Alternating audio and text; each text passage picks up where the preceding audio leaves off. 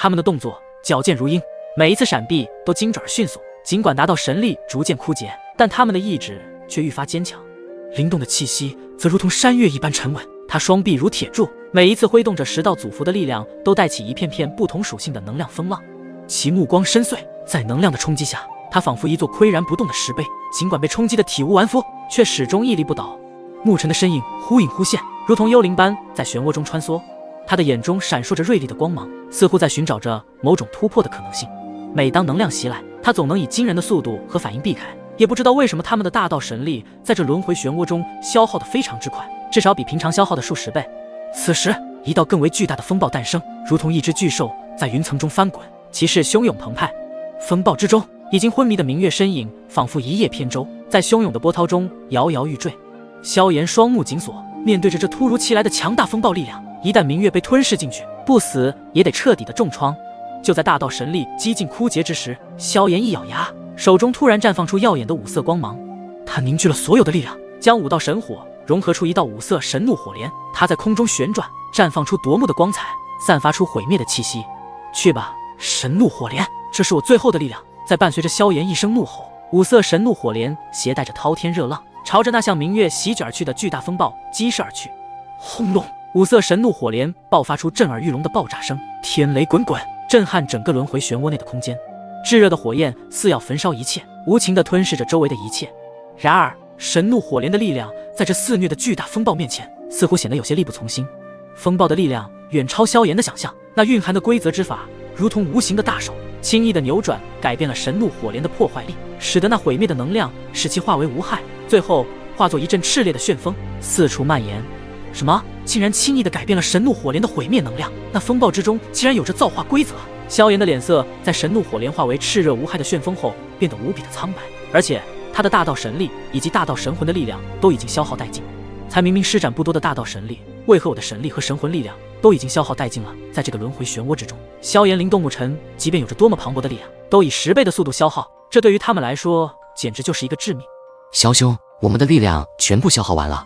灵动牧尘的脸色也不比萧炎差，惨白如纸的脸庞让得他们有一种疲惫之意席卷脑海，只能听天由命了。萧炎也没有办法，在这拥有造化规则的轮回漩涡里面，他们这些大道之法根本无法逃出去。在那道疲惫之意愈来愈强烈的时候，他们终于扛不住，双眼微微闭上，最后全部被那巨大的风暴给吞噬而尽。明月的身影也同样消失在这道巨大的风暴之中，生死未卜。巨大的风暴继续咆哮，萧炎、灵动牧尘、明月4道身形在风暴中若隐若现，直至彻底的消失不见。在吞噬了萧炎他们之后，巨大的风暴仿佛有灵性一般，向着那神秘莫测的轮回漩涡深处急速席卷而去。也不知道过了多久，在这轮回漩涡的最深处是一片漆黑的混沌，没有任何的物质存在，只有深处不见五指的黑暗。然而在这混沌之中，一道微弱的幽黑色神光在这无尽的黑暗中穿梭，它的光芒虽然微小，却在这片黑暗中显得格外突兀，在混沌中画出了一道奇异的轨迹。这道幽黑色神光似乎有着自己的意志，它在黑暗中游走，似乎在寻找着生命的气息，并且幽黑色的神光中似乎蕴含着某种古老而强大的力量，正是这股力量唤醒了那些被风暴吞噬的生命。萧炎、灵动牧尘3人逐渐的勉强睁开双眼，他们的视线被强烈的幽黑色神光所刺。光芒，萧炎努力睁开沉重的眼皮，眼前是一片模糊的黑色，他们的意识在逐渐恢复，但身体却仿佛被无形的重负压得动弹不得，感到自己似乎正在被一种无形的力量牵引。他们的目光朝着那道幽黑色神光的方向移动，但是他们感觉不到任何能量的波动，温度似乎也在这里失去了意义。一种前所未有的恐惧和绝望开始在他心中蔓延。我们死了吗？为什么感受不到任何的能量温度？周围是一片死寂，只有风暴的余韵在混沌中回荡。萧炎能感觉到自己的呼吸变得急促，他们也不知道自己还能坚持多久，也不知道这道幽黑色神光是否真的是他们的救赎。在这片混沌中，他们像是被遗忘的尘埃，漂浮在无尽的虚无之中，等待着命运的审判。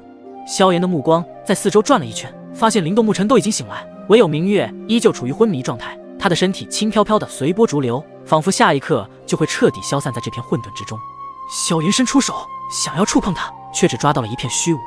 这是怎么回事？萧炎一脸吃惊，他感到不可思议。灵动牧尘见此，也伸出手触碰明月的身体时，竟然一样是穿透了过去。在这一刻，他们3人感到了前所未有的绝望。真的死了吗？看见抓不住明月的身体时，他们更加的断定彼此已经在刚刚那巨大的风暴中陨落了。他们也不知道自己还能否回到那个熟悉的世界。林兄，沐尘非常有些内疚，把你们带来神冥界，发生了这样的事情。萧炎一脸自责起来，原本来此想要复活自己的亲朋好友的魂魄，然而自己却又陨落了，事情真的会事与愿违。然而两道笑声则是传入萧炎的耳朵中。哈哈，萧兄这是哪里的话？我们三兄弟经历生死可不是这一次两次，即使我们现在陨落了，最后进入轮回转世，我想我们还是会在第一眼见到彼此时认识彼此。萧炎的目光闪烁，听了他们的话，也开始有了释怀。好，来生我们再做兄弟。萧炎对着灵动和沐尘的肩膀拍去，然而下一刻在手触碰到他们的身体时，直接是愣在了原地，因为萧炎的双手竟然结结实实地搭在了他们的肩膀之上，这就代表着他们没有死，能触碰到你们的肉体。难道我们没死？萧炎的脸上挂着一丝惊疑。灵动和沐尘也愣了神，久久没有回过神来。但当他们回过神来后，同样在萧炎的肩膀上拍了拍，真的没有死。发现了自己没有陨落后，三人竟是激动的开心笑了一下，生机顷刻间就被点燃。但刚刚是怎么一回事？那位明月的身体为何是萧炎、灵动、沐尘三人一同转身？再次将目光看向他时，他依旧静静地躺在混沌之中，缓缓漂浮。明月死了。萧炎、灵动、沐尘三人异口同声，在这里只有明月一人无法触碰到他的身体，那就只有这一个说法说得通了。等我们出去这里，我会想你的魂魄带回给司神前辈，让他给你重新复活。萧炎说着，拿出了那剑，正准备将明月的魂魄收入其中的那一刻，突然一道幽黑色神光朝着萧炎冲击而来。然而这幽黑色的神光在接近萧炎他们之时，他们也在第一时间感觉到了异样。这道幽黑色神光如同夜空中最璀璨的星辰，划破长空，照亮了整个世界。他的到来无声无息，却震撼人心。在他的照耀下，所有力量似乎都失去了颜色，唯有对这道神光的臣服与敬畏，又让无数神灵对其充满了探索的欲望。萧炎、灵动、沐尘感受到了一种前所未有的力量在体内觉醒，那是对最高层次存在的渴望与追求。这道幽黑色神光中似乎蕴含无上的荣耀与智慧，仿佛是大宙之初的第一缕神光，可唤醒万物。当幽黑色神光出现的那一刻，被那巨大风暴吞噬后已然昏迷的萧炎、灵动、沐尘进行了唤醒。也就是这样一次的唤醒下，将萧炎、灵动、沐尘他们从那拥有造化规则的巨大风暴中救了下来。那巨大的风暴似乎也是被这道幽黑色神光所吸纳，消失得无影无踪。幽黑色神光的神秘与不可理解的大能，让每一个目睹它的神灵都感到了一种深深的震撼。这道神光仿佛是上古神话中的遗落，又似乎是大宙间最古老的无上智慧。它不仅能够唤醒万物，更是证明了它那无上的权威。在这道神光的映照下，所有的疑惑与恐惧都逐渐消散，取而代之的是一种对未知的敬畏和对无上力量的认识。